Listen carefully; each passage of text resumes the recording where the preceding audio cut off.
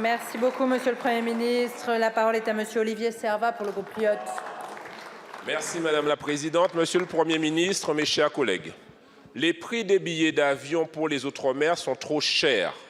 867 €, prix d'un aller-retour Paris-Pointe-à-Pitre actuellement, 8 heures de vol. Pour un Paris-Los Angeles, 11h35 de vol, dans les mêmes conditions, 686 €. Monsieur le Premier ministre, il y a quelque chose qui cloche. Je me suis rapproché du principal fournisseur de kérosène dans le bassin Antilles-Guyane et des dirigeants des compagnies aériennes.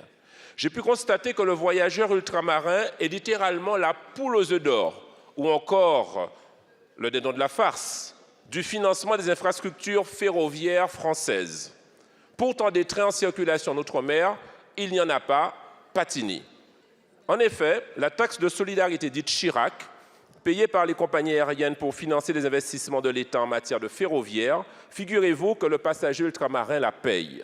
Pourquoi donc ne pas exonérer de cette taxe les compagnies aériennes opérant des rotations en Outre-mer vers l'Hexagone? On parle là de millions d'euros.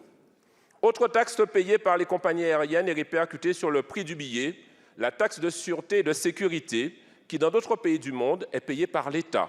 Encore une piste pour diminuer le coût du transport.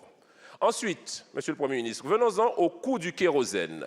Fixé librement par les vendeurs de carburant, ce coût représente autour de 30% du prix d'un billet d'avion.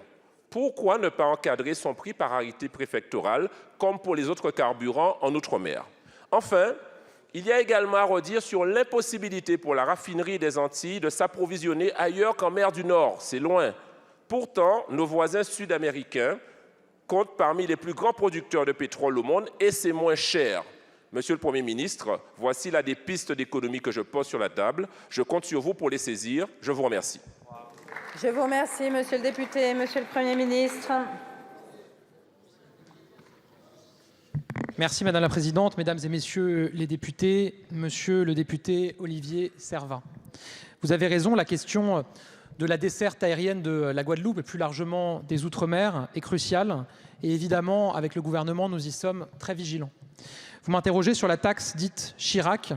Celle-ci finance, comme vous le savez, depuis 2006 l'aide au développement. En 2020, elle avait été majorée d'une éco-contribution qui permet de financer la décarbonation des mobilités des Français grâce à des investissements dans des infrastructures de transport durable, notamment le ferroviaire. Ça représente 1,50 € par billet en classe économique. C'est évidemment bien loin du prix total du billet que vous avez évoqué, mais qui est véritablement un sujet sur lequel nous devons continuer à travailler. Pour autant, je le dis, le gouvernement met tout en œuvre et continuera à le faire pour rendre les vols entre l'Hexagone et les Outre-mer accessibles à tous les ultramarins. Plusieurs mesures sont d'ores et déjà prises qui limitent les coûts par rapport aux autres vols. Je pense à la TVA et aux obligations de compensation des émissions applicables aux vols intérieurs, deux mesures qui ne s'appliquent pas pour les vols desservant l'outre-mer, ce qui permet déjà un soutien. Je pense également aux règles européennes qui ne sont pas applicables, en particulier l'obligation d'incorporation de carburants d'aviation durable pour les vols au départ de l'outre-mer ou l'intégration au marché carbone européen. Donc ces mesures-là que je viens de citer, elles permettent de limiter le prix des billets entre les Outre-mer et l'Hexagone. On agit également pour rendre plus accessible le transport aérien pour nos compatriotes Outre-mer avec une augmentation de 50% de l'aide à la continuité territoriale mise en œuvre en 2024. Et c'était notamment une revendication des députés ultramarins de tous les bancs qui s'étaient mobilisés pour cela. Enfin, le dernier comité interministériel des Outre-mer auquel je faisais référence il y a un instant a initié une réflexion globale sur les prix des billets d'avion.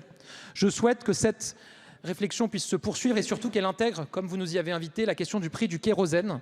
Je connais votre engagement sur le sujet avec beaucoup d'autres parlementaires ici et je compte évidemment sur vous pour nous faire des propositions en la matière et qu'on puisse avancer ensemble sur ce sujet. Je vous remercie, Monsieur le Premier ministre. La parole est à Monsieur Jérôme Nury pour le groupe Les Républicains.